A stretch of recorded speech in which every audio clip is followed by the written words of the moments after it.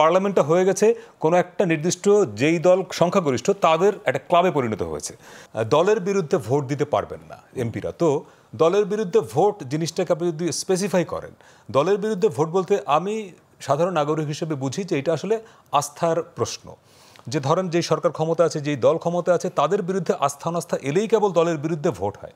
কিন্তু ধরেন একটা বিল উঠলো পার্লামেন্টে, ধরেন ডিজিটাল সিকিউরিটি অ্যাক্ট বা অন্য কোনো একটা বিতর্কিত আইন যেটা প্রশ্ন তৈরি করবে, সেই বিলের বিরুদ্ধে যদি সরকারি দলের এমপি ভোট দেন বা বক্তব্য রাখেন, তাতে তার তো সংসদ সদস্যপদ যাওয়ার কথা না, মানে আইনত যাওয়ার কথা না। কিন্তু তারপরে আমি সেই পরে আসছি যে কেন কোনো এমপি এই স্বাধীনতা তার থাকার পরেও কেন বক্তব্য দেন নাই।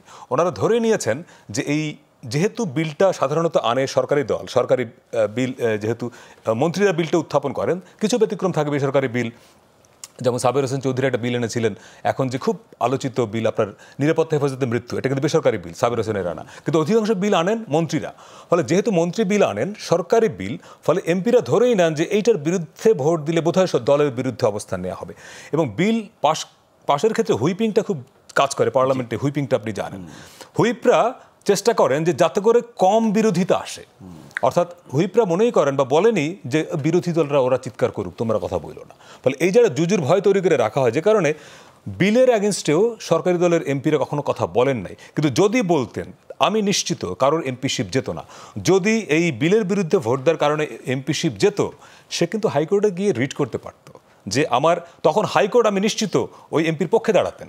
কিন্তু তারপরেও কোনো এমপি এই ভোটটা ওনারা দেন নাই জুজুর ভয়ের কারণে। এখন করণীয়টা কি? এখন যেই আলোচনা আজকে হলো, আমি মনে করি ভেরি র্যাশনাল আলোচনা এটা। এবং আমরা অনেকদিন ধরে বলছি যে আপনি স্পেসিফাই করে দেন যে অর্থ বিল, আপনার সংবিধান সংস্কার, অনাস্থা বিল এবং বিএনপি যেটা বলেছে জাতীয়, আমি মনে করি এটাও লজিক্যাল। এই চারটা যদি আপনি স্পেসিফিক করে দেন যে চারটার বাইরে যে কোনো বিষয়ে ওপেন, ফ্লোর ওপেন, কেউ কথা বলতে পারবে, ইভেন যদি বিলও ওঠে যে কোনো আইনের বিরুদ্ধে, কেন একজন এমপি ভোট দিতে পারবে না? একজন মন্ত্রী বিল আনলেই সেটার পক্ষে আমাকে হ্যাঁ বলতে হবে কেন? এটা কোনো ডেমোক্রেটিক সিস্টেম না। শুধুমাত্র এই 70 অনুচ্ছেদ রাখাটা লজিক্যাল কেন? যদি এরকম একটা বিধান আপনি না রাখেন, পার্লামেন্ট অস্থির হয়ে যাবে। এবং ওই ভোট কেনা বেচা দিয়ে বঙ্গবন্ধু 72তেই বলেছেন যে এটা না রাখলে পরে তো তোরা চলে যাবি অন্য অন্য কি বলে অন্য দলে।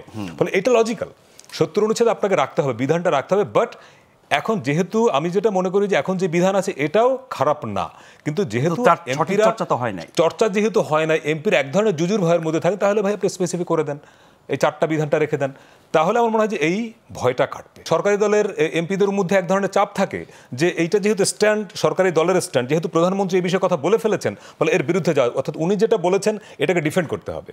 কিন্তু প্রধানমন্ত্রী কিংবা কোনো একজন মন্ত্রী কথা বলেছেন, তার অ্যাগেনস্টে আমার যেটা পার্সোনাল ওপিনিয়ন থাকতে পারে, being a member of parliament, আমরা প্র্যাকটিসের মধ্যেই যাইনি। অর্থাৎ পার্লামেন্টটা হয়েছে হ্যাঁ না,